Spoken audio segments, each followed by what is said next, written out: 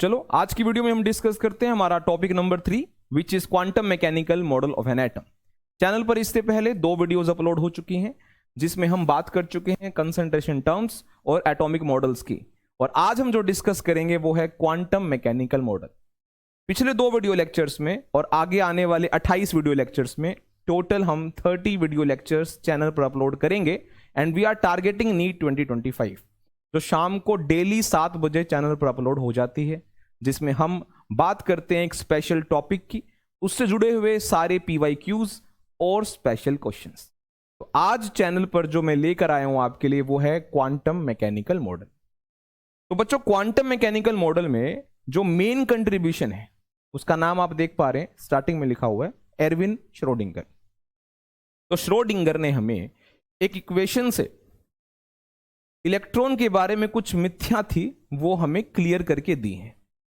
Schrodinger ने अपनी equation से जो आपको एज इट इज याद करनी है वो आपको अपनी इक्वेशन से क्या इंफॉर्मेशन देता है, क्या उसमें खास बात है और क्या ऐसे टॉपिक्स उसमें से निकलते हैं जो चैप्टर को आगे लेके जाते हैं। तो बिना कुछ देरी किए हम टॉपिक शुरू करते हैं।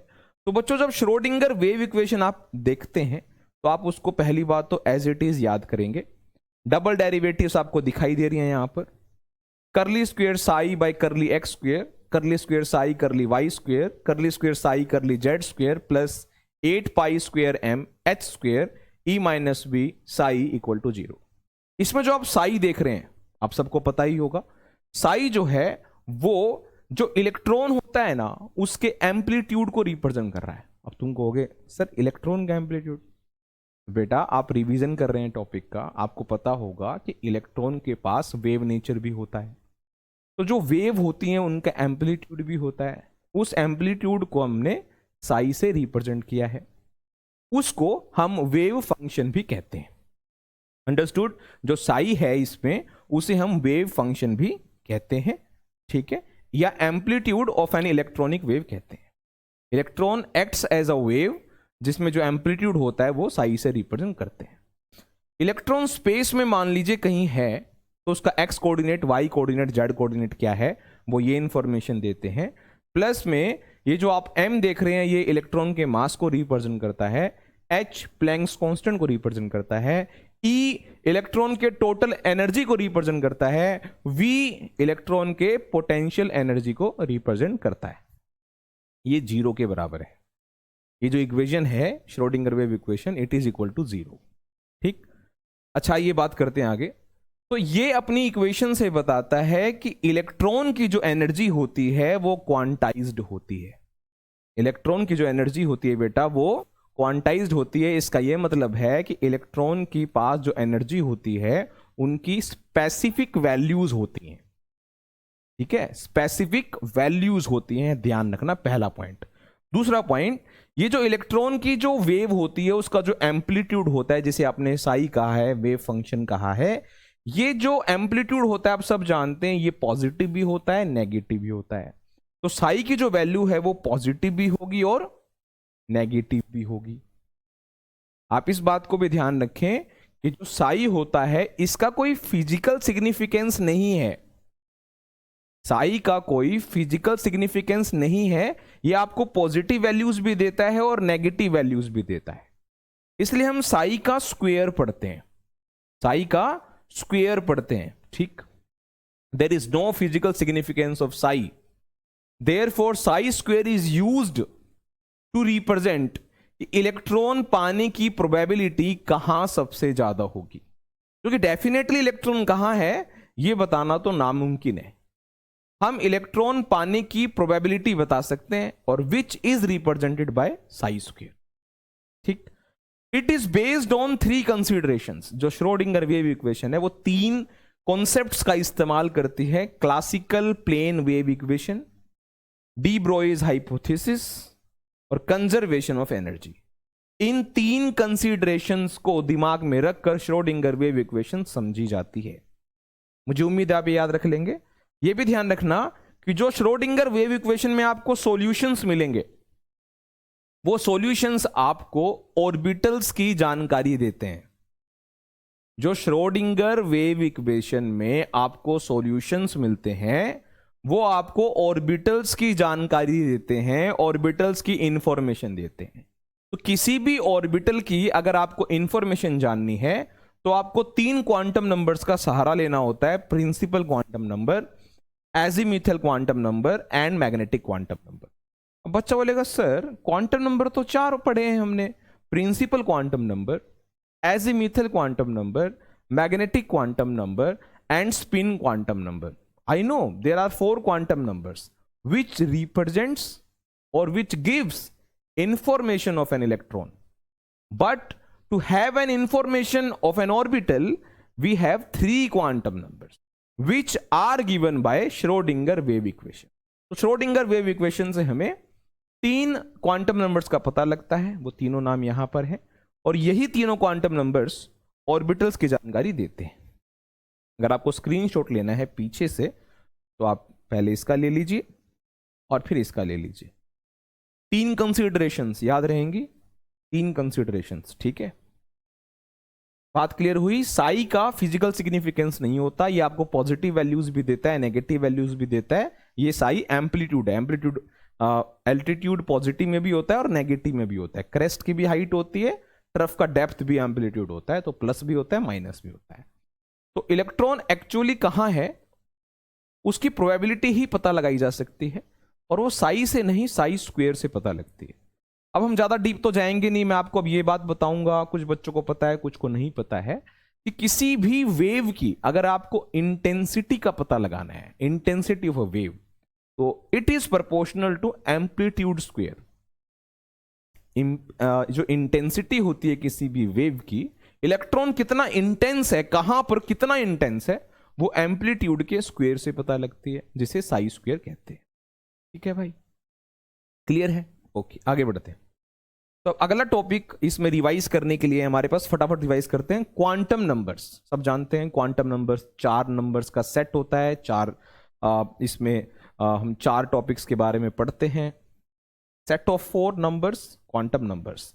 जब आप सेट ऑफ 4 नंबर्स बोलते हैं तो इलेक्ट्रॉन की इंफॉर्मेशन देता है, और जब सेट ऑफ ओनली 3 नंबर्स बोलते हैं, प्रिंसिपल, एजीम्यूथल, मैग्नेटिक, तो वो ऑर्बिटल्स की बात करता है। ठीक, मेरी बात क्लियर है सभी को? ओके, ठीक है। तो quantum number set of 4 numbers that give complete info about an electron. Electron की इंफॉर्मेशन जिससे मिलती है, वो जो 4 नंबर्स का सेट है उसे क्वांटम नंबर्स कहते हैं। और ये वो टॉपिक है जिससे बहुत बहुत बहुत सवाल आए हैं, बहुत ज्यादा सवाल है। क्वांटम नंबर से आप मानिए कि लगभग हर साल एक सवाल है। 4 नंबर हैं आपके, ये इसको अच्छे से पढ़ना है। और अगर आपको ये पता चल चुका है या पता था कि यहां से तो सवाल आप मान के चलिए है ही, तो ये अच्छे से पढ़ना है। तो सबसे पहले शुरू करते हैं। Principal quantum number represented by n। ये आपको ये बताता है कि इलेक्ट्रॉन एक्चुअली किस शेल में है, कौन से ऑर्बिट में इलेक्ट्रॉन प्रेजेंट है। दैट ऑर्बिट को डेजिग्नेट करने वाला, दैट ऑर्बिट को रिप्रेजेंट करने वाला जो सिंबल है वो n है, जिसे प्रिंसिपल क्वांटम नंबर बोलते हैं। Suppose electron is in 4th orbit, तो n की वैल्यू 4 है। 6th ऑर्बिट में है तो n की वैल्यू 6 है। सिंपल, क्लियर है? और सबको पता है, अगर आपको ऑर्बिट के बारे में पता है तब आप एटम का साइज भी बता सकते हैं, ऑर्बिट का साइज भी बता सकते हैं, सबशेल का साइज भी बता सकते हैं, ऑर्बिटल का साइज भी बता सकते हैं, एटम का साइज भी बता सकते हैं। किससे? Principal quantum number. ठीक है, अगर आपके पास n की वैल्यू मिल जाए, ऑर्बिट नंबर पता लग जाए, तो आप नंबर ऑफ इलेक्ट्रॉन्स भी बता सकते हैं, उस ऑर्बिट में कितने इलेक्ट्रॉन्स हैं, यूजिंग द फॉर्मूला 2n²। मेरी बात क्लियर है? अगर आपको ऑर्बिट का नंबर पता लग जाए तो हम उसका एंगुलर मोमेंटम भी निकाल सकते हैं। अभी पिछले लेक्चर में हमने ये वाला फॉर्मूला पढ़ा है, angular momentum given by Bohr, mvr is equal to nh/2π। Clear है? ध्यान से, क्वांटम नंबर ध्यान से, NLMS तो कोई भी लिखाता है भाई, ये टिक कराया, लेकिन कुछ थियरी पार्ट है जो बहुत अच्छे से आने चाहिए। प्रिंसिपल क्वांटम नंबर ऑर्बिट को रिप्रेजेंट करता है जहां इलेक्ट्रॉन होगा। अगर आपको ऑर्बिट के बारे में पता है तो आप साइज के बारे में भी जानते हैं, चाहे वो ऑर्बिट का साइज हो, चाहे एटम का साइज हो, चाहे ऑर्बिटल का साइज हो, चाहे सब शेल का साइज हो। Size of an atom represented by principal quantum number. 2n² क्या होता है सर? वो तो नंबर ऑफ इलेक्ट्रॉन्स होते हैं इन एनी ऑर्बिट। या NH/2π क्या है सर? ये तो एंगुलर मोमेंटम है इलेक्ट्रॉन का किसी भी ऑर्बिट में। ठीक है, चलो आगे बढ़ते हैं। फिर है एजीम्यूथल क्वांटम नंबर, जिसे एंगुलर क्वांटम नंबर भी बोलते हैं। तो ये आपको बताता है कि इलेक्ट्रॉन किस सबशेल्स से बिलोंग करता है। शेल के बारे में बता देगा कि किस शेल से बिलोंग करता है प्रिंसिपल क्वांटम नंबर, किस सबशेल से, किन सबशेल्स से इलेक्ट्रॉन बिलोंग करता है, वो एजीम्यूथल क्वांटम नंबर या एंगुलर क्वांटम नंबर आपको बताता है। मेरी बात क्लियर? अच्छा, अगर आप इसका सिंबल जाने तो इसका सिंबल L होता है। ठीक है, L की वैल्यू n-1 होती है, यानी अगर आपका इलेक्ट्रॉन फोर्थ ऑर्बिट में है, n की वैल्यू 4 हो गई, तो जो L की वैल्यू होती है वो 4 से कम होती है। जैसे अगर L की वैल्यू 4 है ना, n की वैल्यू 4 है ना, तो L जो होगा वो 3 हो सकता है, 2 हो सकता है, 1 हो सकता है, 0 हो सकता है, 4 नहीं हो सकता, 5 तो भूल ही जाओ। क्लियर है ना? तो L की वैल्यू हमेशा n-1 है। ठीक है, इससे कम ही होती है।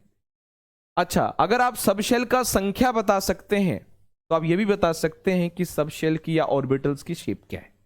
ध्यान रखना, बच्चे कंफ्यूज होते हैं। शेप बताता है एजीम्यूथल क्वांटम नंबर, ओरिएंटेशन बताता है ऑर्बिटल का मैग्नेटिक क्वांटम नंबर। शेप ये बताता है। ठीक है, L की वैल्यू अगर 0 है तो S सबशेल है, फेरिकल होता है। L की वैल्यू 1 है तो P सबशेल होता है, डम्बेल होता है।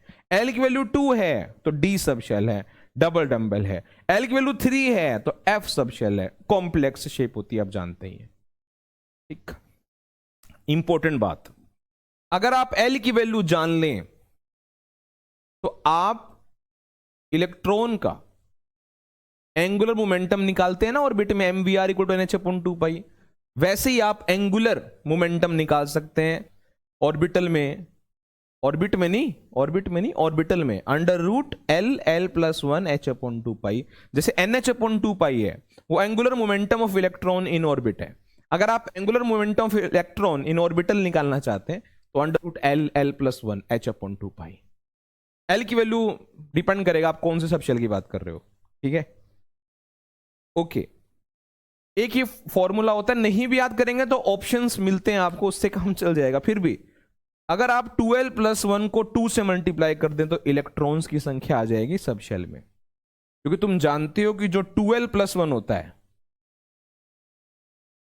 वो नंबर ऑफ ऑर्बिटल्स होते हैं सबशेल में। किसी सबशेल में कितने ऑर्बिटल्स हैं वो 12+1 से निकलते हैं, और एक ऑर्बिटल में 2 इलेक्ट्रॉन होते हैं, इसलिए जब आप इस नंबर को 2 से मल्टीप्लाई कर देंगे तो इलेक्ट्रॉन्स की संख्या आ जाएगी। या तो ऑर्बिटल्स का फॉर्मूला याद कर लो, 12+1 होता है, या इलेक्ट्रॉन्स का याद कर लो, उसका 2 टाइम्स होता है, 2 × 12+1। ठीक है, ओके। आगे है मैग्नेटिक क्वांटम नंबर, जो m से रिप्रेजेंट करता है, और ये आपको ये बताता है कि किसी सबशेल में ऑर्बिटल्स ओरिएंटेशन कैसा है। या आप सिंपल कह दें कि सबशेल का ही ओरिएंटेशन बताता है, कितने परमिट ओरिएंटेशंस, कितनी पॉसिबल ओरिएंटेशंस सबशेल्स में है, वो आपको m बताता है। सिंपल शब्दों में मैं बताता हूं, किसी सबशेल में कितने ऑर्बिटल्स हो सकते हैं वो आपको m की वैल्यू बताती है। अगर m की वैल्यूज कहीं पर 3 ही है तो वहां 3 ऑर्बिटल्स हैं, वहां 3 ओरिएंटेशंस हैं। बात मेरी क्लियर हो गई? ये आपको बताता है नंबर ऑफ ऑर्बिटल्स, जैसा मैं बोल रहा हूं। इसकी जो वैल्यू होती है m की, वो -L से लेकर +L तक होती है, इंक्लूडिंग 0। आपको ये पता होगा। अच्छा, ये आपको ये भी बताता है कि स्पेक्ट्रल लाइंस की स्प्लिटिंग मैग्नेटिक फील्ड में होती है, जिसे आपने जीमैन इफेक्ट बोला है। एक स्टार इफेक्ट होता है, वो इलेक्ट्रिक फील्ड की बात करता है। It is also explained by Sommerfeld atomic model which you have studied in previous video lecture. देखिएगा अगर आपने नहीं देखा है तो। फिर आता है spin quantum number. Spin quantum number आपको बताता है कि इलेक्ट्रॉन का जो स्पिन होता है अपनी एक्सिस पर, वो क्लॉकवाइज और एंटी क्लॉकवाइज होता है, वो भी हाफ स्पिन होता है। मेरी पास समझ में आ गई? S is either plus half और माइनस हाफ। ठीक है, ये ध्यान रखना। और अगर आप इलेक्ट्रॉन के स्पिन की वजह से उसका एंगुलर मोमेंटम निकालना चाहते हैं तो that is S plus 1/h/2π। एक है NH/2π ऑर्बिट में इलेक्ट्रॉन का एंगुलर मोमेंटम, एक है √LL + 1h/2π, वो है ऑर्बिटल में इलेक्ट्रॉन का एंगुलर मोमेंटम। और इलेक्ट्रॉन का angular momentum due to spin निकालना चाहते हैं तो that is √SS + 1h/2π which is quite similar to √LL + 1h/2π। ठीक है, अगर किसी ऑर्बिटल में एक ही इलेक्ट्रॉन है तो उसमें स्पिन की वैल्यू क्या होगी? 1/2।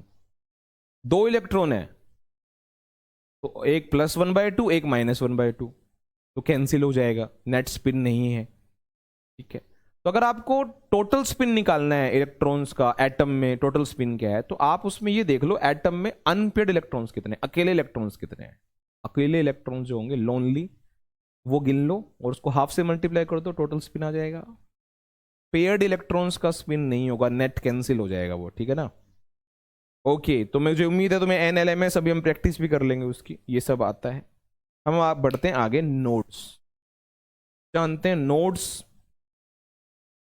एक ऐसा हिस्सा जहां इलेक्ट्रॉन पाने की प्रोबेबिलिटी 0 है, श्योर है हम इलेक्ट्रॉन यहां नहीं मिलेगा, उसे नोड कहते हैं। क्या कहते हैं बेटा? Node. Node is the region or a space of an atom in an orbital where there is 0 probability, there is no chance that electron would be there. There is 0 probability of finding the electron in that region. That region is called nodes. Nodes जो होते हैं वो दो तरह के होते हैं, radial nodes और angular nodes. Radial nodes are also called spherical nodes. ज्यादा डीप में नहीं जाएंगे, फॉर्मूला याद कर लेना फटाफट। रेडियल नोड्स और spherical nodes n-l-1 is the formula, and angular nodes और नोडल प्लेन L है इसका फॉर्मूला। ठीक है, NL वो जो क्वांटम नंबर्स में तुमने सीखा, प्रिंसिपल क्वांटम नंबर और एजीमुथल क्वांटम नंबर, माइनस करके 1 माइनस कर दोगे तो रेडियल नोड्स यानी स्फेरिकल नोड्स निकल आएंगे। और अगर एजीमुथल क्वांटम नंबर की वैल्यू निकाल ली तो नोडल प्लेन्स आ जाएंगे, एंगुलर नोड्स आ जाएंगे। ठीक है, चलो अब है ये इंपॉर्टेंट ग्राफ्स, ध्यान से देखना। आपको 3 तरह के ग्राफ याद करने हैं, समझने हैं।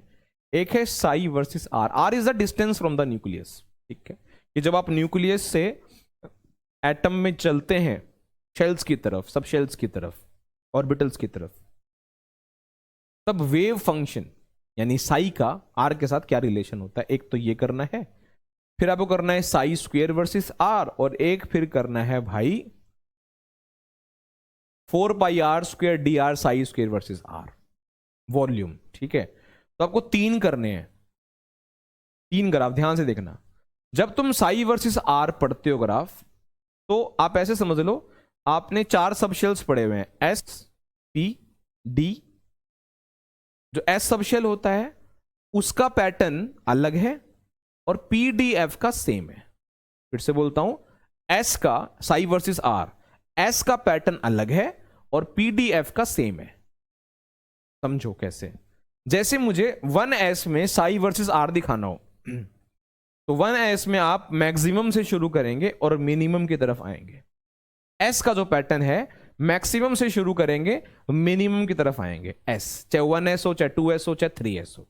हाँ, फर्क इतना है कि 1S में वो कहीं भी टच नहीं करेगा, मतलब साई कहीं भी 0 नहीं होगा, लेकिन 2S में एक जगह कट जाएगा, और जहां वो कटेगा इसका मतलब वहां पर साई 0 है। साई 0 है इसका मतलब वेव फंक्शन नहीं है, यानी इलेक्ट्रॉन वहां पर नहीं है। मेरी बात क्लियर हुई? मेरी बात क्लियर हुई? ये कौन सा नोड है? मैं रेडियल नोड की बात कर रहा हूं। कौन से नोड की बात कर रहा हूं? रेडियल नोड की। तो मुझे बताइए 2s हो, रेडियल नोड का फॉर्मूला क्या होता है? n minus l minus one. N की वैल्यू 2, एस होता है एल में 0 और ये 1, कितना आ गया? 1। इसलिए 2s में एक नोड है। बात क्लियर? इसलिए साई को वेव फंक्शन या simply cold radial wave function भी कहते हैं। ठीक है ना? आप साई को कैपिटल आर भी लिख सकते हैं, ये तो आपको दिख ही रहा होगा, है ना? कोई बड़ी चीज नहीं है, पढ़ रखा है आपने। ओके, जब आप पी डी और एफ का ग्राफ बनाएंगे जो सेम होते हैं, उनका पैटर्न समझ लो क्या है। वो मिनिमम से शुरू करने हैं मैक्सिमम, यानी पीक्स बनानी है। क्या बनानी है? पीक्स। अगर पी डी एफ का ग्राफ है तो साई वर्सेस आर, तो पीक बना के अगर कट नहीं लगा तो पी का स्टार्टिंग वाला है सब शेल 2p, डी स्टार्टिंग में क्या है 3d, और एफ स्टार्टिंग में क्या है 4f। अगर एक कट कर दिया तो नोड हो जाएगा एक, और नोड अगर एक कट लग गया इसका मतलब आप आगे चले गए हो 3p 4d 5f। जैसे सपोज मुझे इसमें रेडियल नोड बताना हो 3p में, कैसे निकालते हैं radial nodes? n minus l minus one, 3p 3 minus 1 minus 1, L की वैल्यू 1 होती है फॉर p सब शेल, ये आ गया 1। ऐसे 4d में चेक कर सकते हो आप, n minus l minus one which is 4 minus 2 minus 1 which is 1 node. ऐसे आप 5f भी चेक कर सकते हो। तो एक नोड है तो एक जगह कट, दो नोड है दो जगह कट, डिपेंड करता है किस सब शेल का डायग्राम बनाया जा रहा है। याद हो जाएगा? याद हो जाएगा? मान लो यही ग्राफ अगर 3s का बनाना होता तो ऐसे कट लगता, फिर जाता, फिर एक कट लगता, दो जगह कट लग जाता 3s पे, नंबर ऑफ रेडियल नोड्स निकल जाते, दो हो जाते 3s में, है ना? तो s में ऊपर से नीचे आएगा ग्राफ, और pdf में नीचे से ऊपर जाएगा। पीक्स बनानी है, ठीक है? और ये पीक्स की हाइट कम होती जाएगी, पीक्स की हाइट कम होती जाएगी, दिमाग में रखना। Psi versus r. आगे आओ, अब है साई स्क्वायर वर्सेस आर, और अगर तुमने साई का स्क्वायर कर दिया तो उसे बोलते हैं प्रोबेबिलिटी डेंसिटी, या रेडियल प्रोबेबिलिटी डेंसिटी, जो ये बताता है इलेक्ट्रॉन पाने की प्रोबेबिलिटी एक्चुअली क्या है, साई स्क्वायर। देखो जैसे साई था ना, अब तुमने करना है साई स्क्वायर, तो उसमें बस इतना ही अंतर है कि जब साई स्क्वायर होगा ना तो आपका जो कर्व है वो नीचे नहीं जाएगा, क्योंकि तो नेगेटिव वैल्यू हो जाएगी ना नीचे, और साई स्क्वायर पॉजिटिव होता है, तो ये नीचे मत दिखाना, ऊपर ही दिखा देना। ऐसे देखो 1s का तो सेम ही है क्योंकि तो कट ही नहीं होता। जैसे 2s में कट होके आप साई वर्सेस आर में नीचे जाते थे, तो अब नीचे नहीं जाना, ऊपर रखना है, मतलब नेगेटिव को पॉजिटिव करना है। वैसे पीडीएफ का है, नीचे नहीं जाना, ऊपर ही रहना है, ठीक है? इसमें एक मिस्टेक हो गई है, मिस्टेक हो गई है। ये जो कर्व है, ये जो कर्व है वो नीचे गया है साई वर्सेस आर में। ऊपर तो तब आएगा ये जब पॉजिटिव होगा, मतलब साई स्क्वायर होगा। मेरी बात समझ में आ गई? मेरी बात क्लियर है? ठीक है, ऐसा चेक कर लो एक बार। बहुत इंपॉर्टेंट है ये probability density curves, they are very very important, very important. Psi versus r के कर्व जिसको याद हैं, साई स्क्वायर में बस इतना ही है कि जो नेगेटिव वाली कर्व्स थे उनको पॉजिटिव में दिखाना है, बस ऊपर करके दिखा देना। वो डिफरेंस तो है ही कि एस में ऊपर से नीचे आएगा ग्राफ, नीचे की तरफ, और पीडीएफ में नीचे से ऊपर जाएगा। पीक्स बनानी है और पीक्स कम होती जाएंगी, जितनी नोड्स बनेंगे फिर आगे पीक्स बनाते रहोगे तो पीक्स छोटी होती जाएंगी। ठीक है, आगे बढ़ते हैं। अगर वॉल्यूम आ गया, volume of sub shell versus r, जिसे कहते हैं 4 pi r square d r psi square, या आप इसको सिंपली देखेंगे तो आप जो साई स्क्वेयर है उसकी जगह आर स्क्वेयर लिख सकते हैं, capital R square, radial probability density. तो इसका ये है लॉजिक कि भाई देखो ऐसा है कि चाहे एस हो, चाहे पी हो, चाहे डी हो, चाहे एफ हो, सबका सेम पैटर्न है, नीचे से ऊपर, और पीक्स इसमें बड़ी होती जाएंगी, पीक्स इसमें बड़ी होती जाएंगी। अब इसमें कितने कट लगाने हैं वो डिपेंड करता है कौन सा सबशेल है। जैसे 1s है तो 1s में तो कोई नोड होता नहीं, तो 1s में कहीं कट नहीं लगेगा। ऐसे 2p में भी कोई नोड नहीं होता, उसमें भी कट नहीं लगेगा। 3D में भी कोई नोड नहीं होता, कट नहीं लगेगा। 4F में भी कोई नोड नहीं होता, कट नहीं लगेगा। लेकिन जब आप हाइयर में जाओगे, जैसे 2S में गए, तो एक कट आएगा। 3D होगा तो उसमें भी एक कट है, 3P सॉरी, 4D आएगा तो उसमें भी एक कट है, और 5F आएगा उसमें भी एक कट है। तो ये एक कट वाला ये 2S 3P 4D 5F, समझ गए ना। अगर वॉल्यूम वाला आएगा तो सेम पैटर्न है। साई या साई स्क्वेयर आएगा सिर्फ, तो उसमें एस का अलग पैटर्न है और पीडीएफ का सेम पैटर्न है, मतलब अलग है। ठीक है, एस से आगे बढ़ते बिना कुछ देरी किए, rules for filling electrons in orbitals. Questions करेंगे ना तो इनके एग्जांपल्स भी साथ साथ कवर हो जाएंगे। ठीक है, तो इलेक्ट्रॉन्स भरने के कुछ रूल हैं, जैसे अफबो रूल है। अफबो रूल कहता है कि इलेक्ट्रॉन जो है पहले कम एनर्जी वाले सब शेल को देना, फिर हाइयर एनर्जी वाले को देना। ठीक है, और ये पता कैसे चलेगा किसकी एनर्जी कम है किसकी ज्यादा है? N+L रूल से। जिसका N+L का सम ज्यादा होगा उसकी एनर्जी ज्यादा होगी, जिसका N+L की वैल्यू कम होगी उसकी एनर्जी कम होगी। अब सर अगर N+L सेम हो गया सर तो क्या? तो कुछ नहीं भाई, अगर N+L की वैल्यू सेम आ गई ना, दो या तीनों की, चारों की, पांचों की, छयों की, तो जिसका N बड़ा होगा उसी की एनर्जी ज्यादा होगी, और जिसकी एनर्जी ज्यादा होगी उसको इलेक्ट्रॉन बाद में मिलेगा। बात ध्यान रखना, अब्बो ने कहा था इलेक्ट्रॉन पहले उसको देना, उस सब शेल को देना जिसकी एनर्जी कम है, फिर उसको देना जिसकी एनर्जी ज्यादा है। और ये पता कैसे चलेगा किसकी एनर्जी कम है किसकी ज्यादा है? N+L रूल से। तो जिसका N+L का सम ज्यादा उसकी एनर्जी ज्यादा, इलेक्ट्रॉन बाद में मिलेगा, और N+L की वैल्यू कम तो एनर्जी कम, इलेक्ट्रॉन पहले मिलेगा। लेकिन इसमें स्पेशल केस क्या है वो सुनो। एक एटम ऐसा है जिसमें N+L रूल नहीं, N रूल लगता है, सिर्फ N रूल। वो है हाइड्रोजन एटम या हाइड्रोजन लाइक स्पीसीज, जिनके पास एक इलेक्ट्रॉन होता है, उसे हाइड्रोजन लाइक स्पीसीज कहते हैं। यू नो, आपने पढ़ा होगा बोहर मॉडल में भी। तो जो हाइड्रोजन जैसे एटम होते हैं उसका N रूल होता है। पहले N+L देख लो। 1s का N कितना होता है? 1। L कितना होता है? 0। N और L कितना हुआ जोड़ के? 1। 2s में N की वैल्यू 2, L की वैल्यू 0, तो जोड़ आया 2, तो इसकी एनर्जी ज्यादा है। तो ऐसे एनर्जी आगे बढ़ती जा रही है। अगर आप देखेंगे तो 3D में N+L 5 है, N की वैल्यू 3 और L की वैल्यू 2। D के लिए L की वैल्यू 2 होती है। 3 और 2 कितना हुआ बेटा? 5। 5s में N की वैल्यू 5, S के लिए L की वैल्यू 0, 5 + 0 5। अब ये भी 5 है, N+L ये भी 5 है, इसका भी N+L 5 है, और इसका भी N+L 5 है। तो इसकी एनर्जी ज्यादा क्यों है? क्योंकि इसका N ज्यादा है, 5। ठीक है, ये होता है N+L रूल। और अगर एटम हाइड्रोजन हुआ या हाइड्रोजन जैसा हुआ तो रूल है N रूल। जिसका N ज्यादा उसकी एनर्जी ज्यादा, जिसका N सेम एनर्जी सेम। बहुत बार क्वेश्चन आया यार, हाइड्रोजन से भी बच्चा कंफ्यूज रहता है, ध्यान रखना। 1s से ज्यादा एनर्जी 2s की है। मैं L नहीं देख रहा, बस N देख रहा हूं। यहां 1 है, यहां 2 है। अब 2s और 2p बराबर एनर्जी के हैं। ये किसके लिए है? ये बातें मैं किसके लिए कर रहा हूं? हाइड्रोजन एटम या हाइड्रोजन लाइक स्पीसीज। N बड़ा, एनर्जी ज्यादा, N सेम, एनर्जी सेम। और हाइड्रोजन या हाइड्रोजन लाइक स्पीसीज नहीं है, दुनिया के फला एटम्स हैं, बस हाइड्रोजन ही नहीं है। तो है N+L rule to decide the energy. ठीक है, ध्यान रखना। देखो समझ में आ रहा है इन चारों की एनर्जी सेम क्यों लिखी हुई है? 4s 4p 4d 4f। अगर N+L रूल होता तो बराबर थोड़ी होता। यहां N रूल। N रूल किस पे लगाते हैं? हाइड्रोजन एटम पर या हाइड्रोजन लाइक स्पीसीज पर। जिसका N सेम, चाहे वो कोई भी सब शेल हो, उसकी एनर्जी सेम। ठीक है, ओके।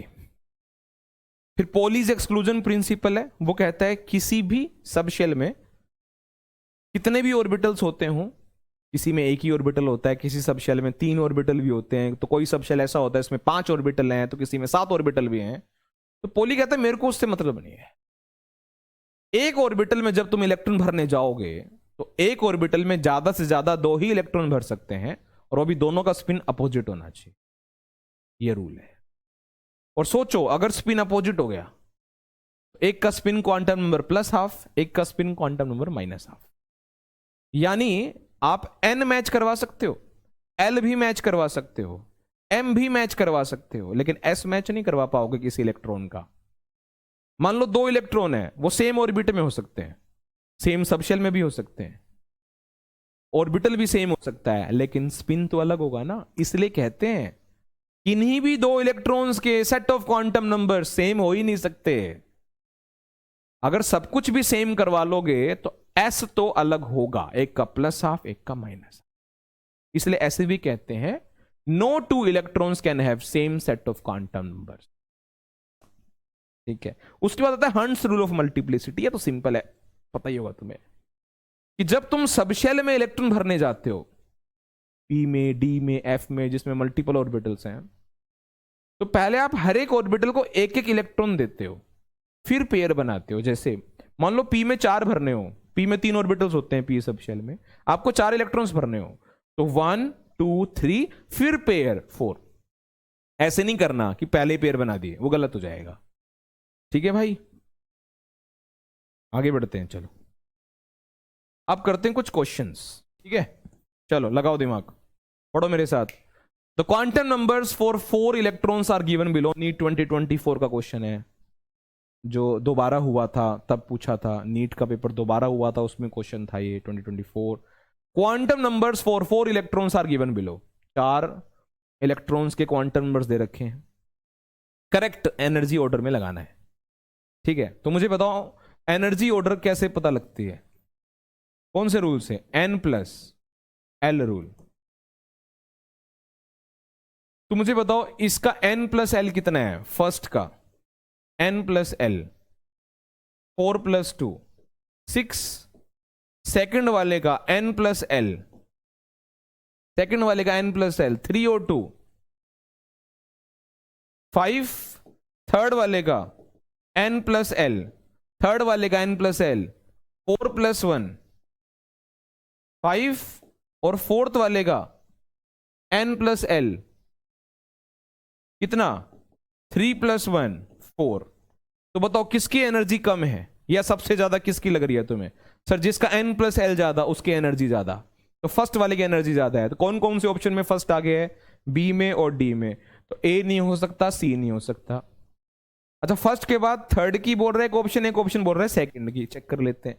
इसका सम भी, सेकंड का सम भी 5 है N+L का, और थर्ड का सम भी 5 है N+L का। तो तुम्हें पता है कि अगर N+L मैच कर गया तो जिसका N ज्यादा उसकी एनर्जी ज्यादा। तो N किसका ज्यादा है? इसका, थर्ड वाले का। तो फिर बी ऑप्शन हो जाएगा, क्योंकि फोर्थ वाले का तो सबसे कम है ही, क्योंकि उसका N+L कम है, सबसे कम है 4 है। बोलो भाई, पहले फर्स्ट, फिर थर्ड, फिर सेकंड, और फिर फोर्थ। कर लोगे? जिसका N+L सेम उसकी एनर्जी सेम नहीं, जिसका N ज्यादा उसकी एनर्जी ज्यादा। ठीक है ना? ठीक है, आगे बढ़ते हैं। नीट 2024 का क्वेश्चन है। ठीक है, लिस्ट 1 लिस्ट 2 मैच करना है। इसमें ऑप्शंस भी थे, मैंने दिए नहीं है। आप सीधे ही बता दो यार, मैच करवा दो। क्वांटम नंबर्स की थियरी पढ़ी है ना अभी। कौन है इन चारों में जो साइज बता देगा? वो तो भाई प्रिंसिपल क्वांटम नंबर है जो साइज बता देगा। चाहे ऑर्बिटल हो, चाहे सबशेल हो, चाहे एटम ही हो, सबका साइज बता देगा n, principal quantum number. Spin के बारे में कौन बात करेगा? स्पिन के बारे में तो सर स्पिन क्वांटम नंबर बात करेगा, स्पिन क्वांटम नंबर। सिंपल है। अब बच गया शेप ऑफ ऑर्बिटल और ओरिएंटेशन ऑफ ऑर्बिटल। सर जो शेप है वो तो L बताएगा, एजिमुथल क्वांटम नंबर। हाँ, ओरिएंटेशन जो है वो M बताएगा। कर लोगे? आसान है। आगे आओ, नीट 2023 का question. The relation between NM, what is NM? Number of permissible values of magnetic quantum numbers. M की कितनी वैल्यूज होंगी वो NM है। ठीक है, ऐसा दे रखा है। L एजिमुथल क्वांटम नंबर है। क्या रिलेशन है बताओ? अभी पढ़ा था जस्ट। अगर तुम्हारे पास L की वैल्यू हो तो कितनी M की वैल्यूज होंगी? तुम तो जानते हो जो नंबर ऑफ M वैल्यूज होती हैं वो नंबर ऑफ ऑर्बिटल्स होते हैं। क्या होता है? Number of orbitals. और नंबर ऑफ ऑर्बिटल्स में और L में रिलेशन नहीं पड़ा है। हाँ भाई, नंबर ऑफ ऑर्बिटल्स क्या होते हैं? 2L + 1। क्या होते हैं? 2L + 1, यानी 2L + 1 को मैं NM के बराबर रख दूं तो बताओ चारों में से कौन सा रिलेशन हो जाएगा? D वाला हो जाएगा मेरे हिसाब से। 1 उधर चला जाएगा, NM - 1 हो जाएगा, 2 नीचे आ जाएगा, तो D ऑप्शन हो जाएगा। बोलो भाई। क्लियर हुआ? अगर तुम्हारे पास L की वैल्यू है और ऑर्बिटल्स पूछ ले तो 2L+1 फॉर्मूला है ना, और वही तो रिप्रेजेंट करता है number of permissible M values. M की जितनी वैल्यूज होंगी उतने ही ऑर्बिटल्स होते हैं, इसलिए जो रिलेशन नंबर ऑफ ऑर्बिटल्स और L का है वही रिलेशन है number of possible M values और L का। Simple as that. Okay, fourth question NEET 2022 का मैच करना है। अगेन बताओ, n की वैल्यू 3 है, सॉरी n की वैल्यू 2 है, L की वैल्यू 1 है। तो L की वैल्यू 1 कौन से सबशेल के लिए होती है? P के लिए, तो 2P हो गया ये। आया? n की वैल्यू 3 है, L की वैल्यू 2 है। L की वैल्यू 2 कौन से सबशेल के लिए होती है? D के लिए, तो ये 3D हो गया। n की वैल्यू 3, L की वैल्यू 0, ये कौन सा हो गया? L की वैल्यू 0 कौन से सबशेल के लिए होती है? S के लिए, तो ये हो गया 3S। n की वैल्यू 2, L की वैल्यू 0, L की वैल्यू 0 कौन से सबशेल के लिए होती है? S के लिए, तो ये हो गया 2S। कितना आसान है यार। ओके, फिफ्थ क्वेश्चन नीट 22 का ही है। Identify the incorrect statement. पढ़ते हैं चलो फटाफट। All the 5D orbitals are different in size than respective 4D orbitals. Yes, जैसे जैसे आप प्रिंसिपल क्वांटम नंबर में आगे बढ़ते जाओगे साइज बड़ा होता जाएगा।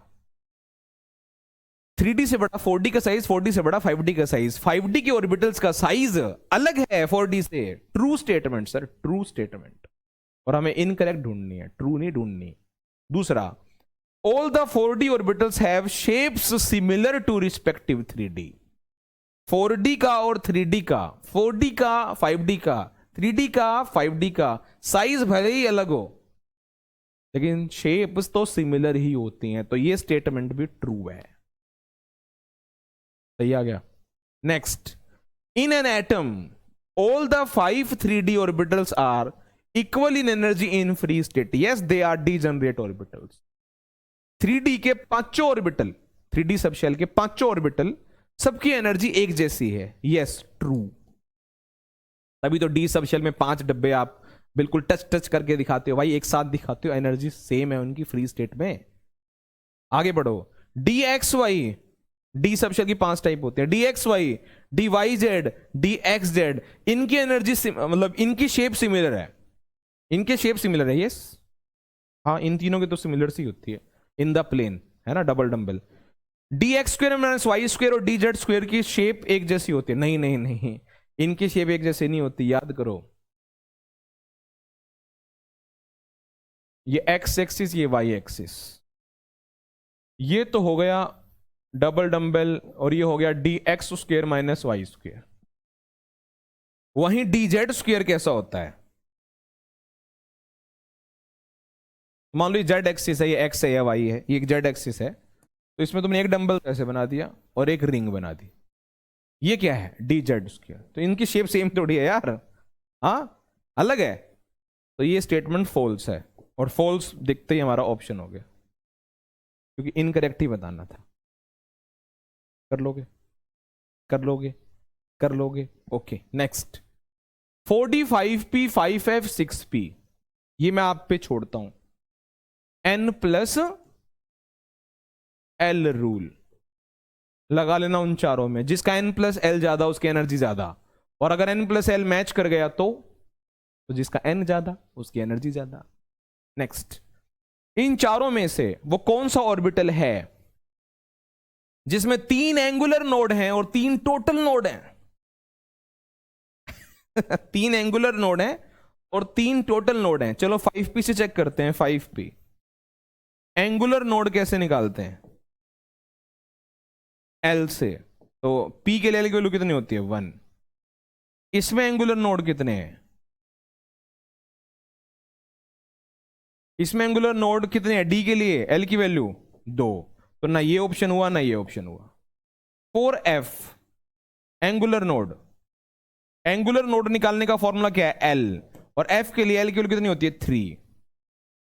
6D एंगुलर नोड L होता है, और D के लिए L जो होता है वो 2, तो ये ऑप्शन भी नहीं, फिर तो यही ऑप्शन हो गया, C ऑप्शन। टोटल नोड भी चेक कर सकते हो, टोटल नोड होता है angular node plus angular node plus radial node. Angular node होते हैं L, रेडियल नोड होता है N माइनस L माइनस 1, दोनों को जोड़ोगे तो टोटल नोड होते हैं N माइनस 1।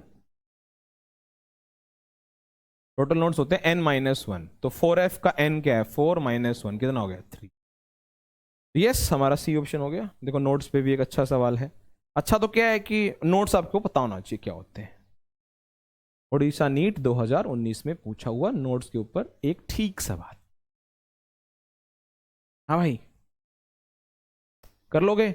चलो फिर आगे बढ़े।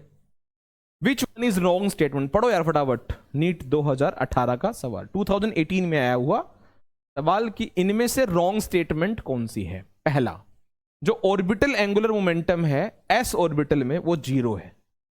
यस, क्योंकि जो ए ऑप्शन में आपको बताऊं तो ऑर्बिटल एंगुलर मोमेंटम निकालते थे √L+1 h/2π, और सब जानते हैं एस के लिए एल की वैल्यू 0 होती है और एल 0 करते ही सब 0 हो जाएगा। तो ये स्टेटमेंट तो ट्रू है और हमें ढूंढनी है फॉल्स। सेकंड पढ़ो। N orbital is designated by 3 quantum numbers and electron is designated by 4 quantum numbers. यही तो मैं बात कर रहा था श्रोडिंगर करवाते वक्त। ये 3 क्वांटम नंबर्स ऑर्बिटल को रिप्रेजेंट करते हैं और एक और अगर जुड़ जाए स्पिन क्वांटम नंबर तो इलेक्ट्रॉन की जानकारी मिल जाती है। तो यस, ये स्टेटमेंट भी ट्रू है। C, the electronic configuration of nitrogen atom can be written like this: 1s 2s 2p। Nitrogen 7 number पर आता है, कॉन्फ़िगरेशन हुई 1s2 2s2 2p3। तो संख्या से तो दिक्कत नहीं है, 1s2 2s2 2p3, लेकिन ओरिएंटेशन से है। अगर वो पूछे वैसे तो कोई दिक्कत नहीं है, लेकिन अगर उसने जज करने को बोल दिया कि बता ये सही लिखा गया है कि गलत, तो ये फॉल्स है, क्योंकि इसका स्पिन अलग है, सेम स्पिन में रखने हैं फॉर स्टेबल कॉन्फ़िगरेशन। तो फॉल्स मिल गया, यही हमारा आंसर है। फोर्थ और पढ़ लो। dz² के लिए m की वैल्यू 0 है। यस, क्योंकि d के लिए m की 5 वैल्यूज होती है, -2 -1 0 1 और 2। तो जो 0 होती है वो dz² के लिए होती है। यस, ये ट्रू स्टेटमेंट है। बोलो भाई, कर लेंगे? चलो आगे बढ़ते हैं। 2016 question, how many electrons can fit in this subshell for n = 3 L = 1? n = 3 L = 1, 3p। 3p में कितने ऑर्बिटल्स हैं? p में 3 ऑर्बिटल्स। एक ऑर्बिटल्स में कितने इलेक्ट्रॉन होते हैं? 2। तो 3 में कितने हो गए? 6। 3p में 6। बोलो भाई, हो जाएगा? नेक्स्ट पढ़ो, 10th क्वेश्चन। आसान था यार, मतलब ठीक है ना, 2016 का सवाल है। The angular momentum of an electron in d orbitals is equal to। अब तुम्हें देखा होगा h के ऊपर एक कट दिख रहा है, जो ये ऐसे लिखते हैं, ये होता है h/2π के बराबर ही। टेंशन नहीं लेना, ठीक है? h के ऊपर अगर कट दिख जाए, तुम्हें बार दिख जाए h के ऊपर, तो h/2π के बराबर होता है वो, टेंशन नहीं लेना है। तो मुझे बताओ d ऑर्बिटल्स का, इलेक्ट्रॉन्स का d ऑर्बिटल में एंगुलर मोमेंटम कैसे निकालते हैं? एंगुलर मोमेंटम ऑर्बिटल में बताओ। √L+1 h/2π। d के लिए l की वैल्यू क्या होती है? d के लिए 2, यहां 2 रख के देखो, 2 × 2 + 1 2√3, और h/2π को लिख सकते हैं h, कट लगा के ऐसे। कौन सा ऑप्शन दिख रहा है? ए ऑप्शन। हो गया। क्वांटम नंबर्स प्लीज अच्छे से पढ़ना वो topic.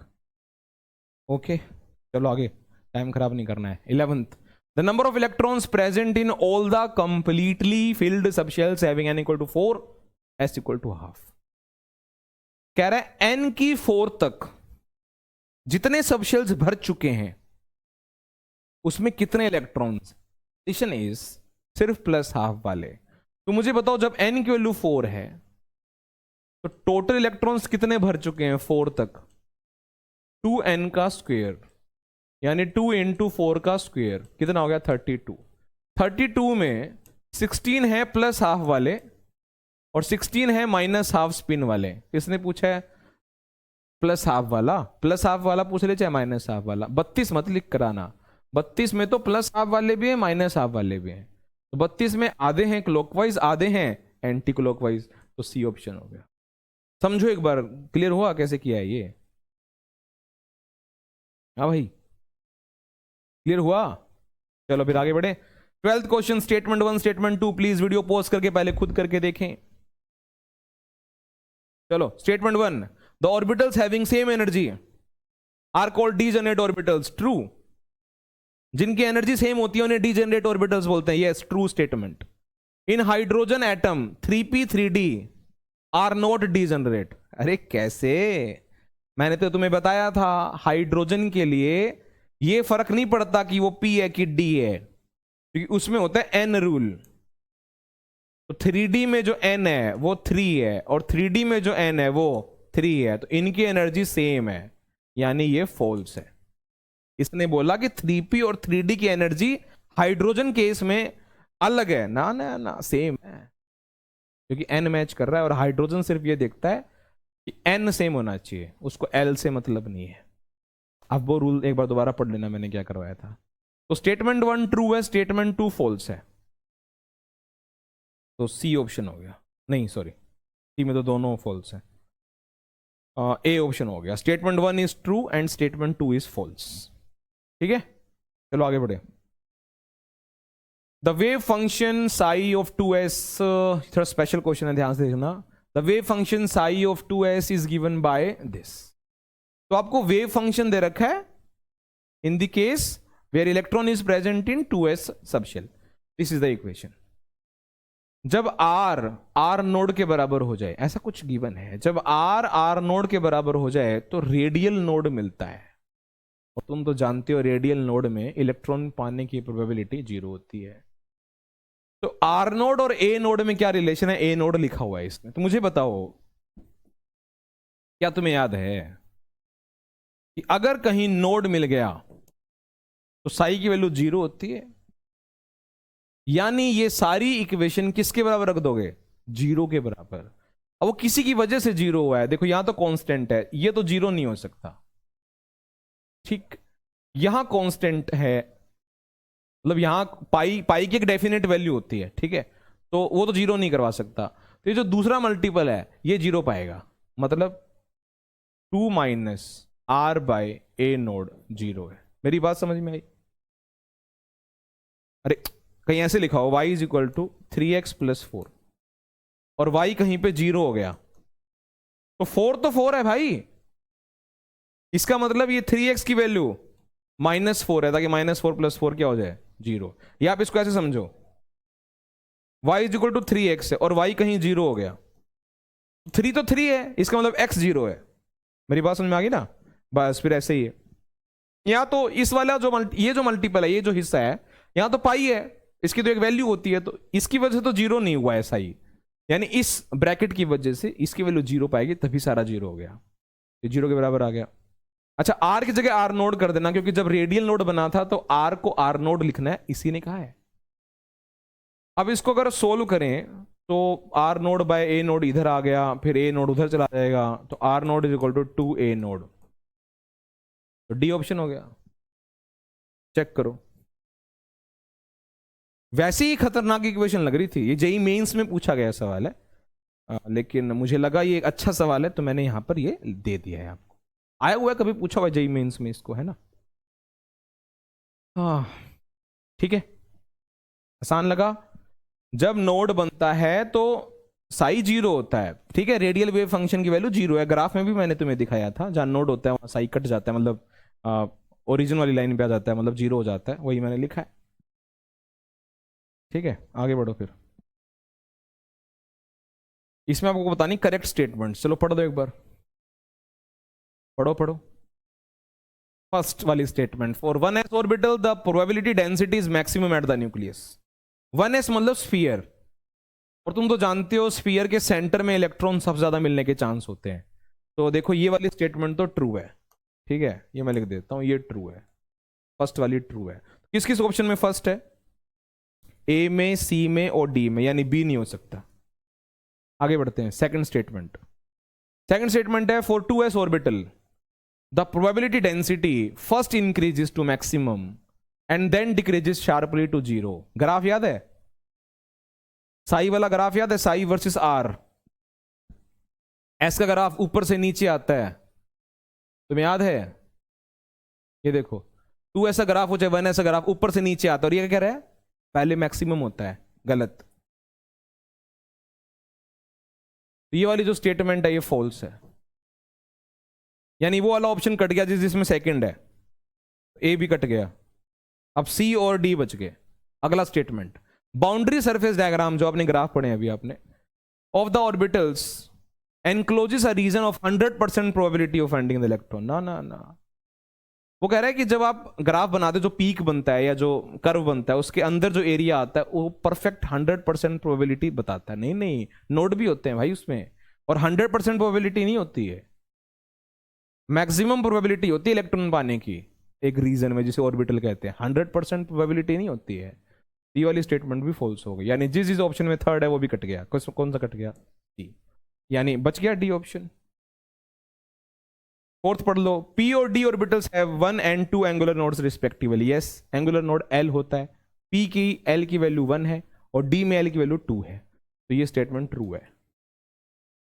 Probability density of P orbital is 0 at the nucleus. Yes, ऐसा होता है पी ऑर्बिटल, तो न्यूक्लियस में इलेक्ट्रॉन पाने की प्रोबेबिलिटी 0 होती है, यहीं पे नोड होता है, यहीं पे नोड होता है, तो ये भी ट्रू है।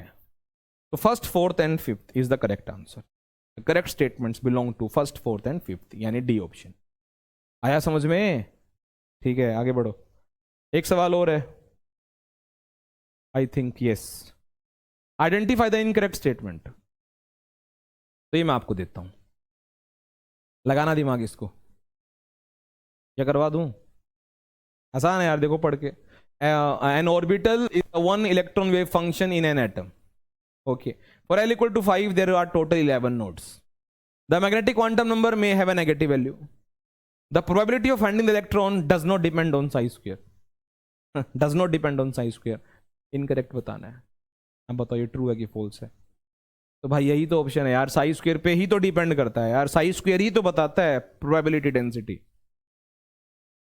ठीक, चलो भाई, तो ये हो गया हमारा topic number 3। We have discussed 3 topics. 1 concentration term, 2 atomic models, 3 quantum mechanical model with PYQs and with most probable questions जो आ सकते हैं, जिसके चांसेस ज़्यादा हैं। तो हमने 3 वीडियो लेक्चर्स अपलोड कर दिए हैं। कल मिलेंगे ठीक 7 बजे, चैनल पर फिर वीडियो अपलोड होगी टॉपिक नंबर 4। तब तक आप ये 3 टॉपिक्स अच्छे से पढ़ लें और अच्छी तैयारी करें। ठीक है।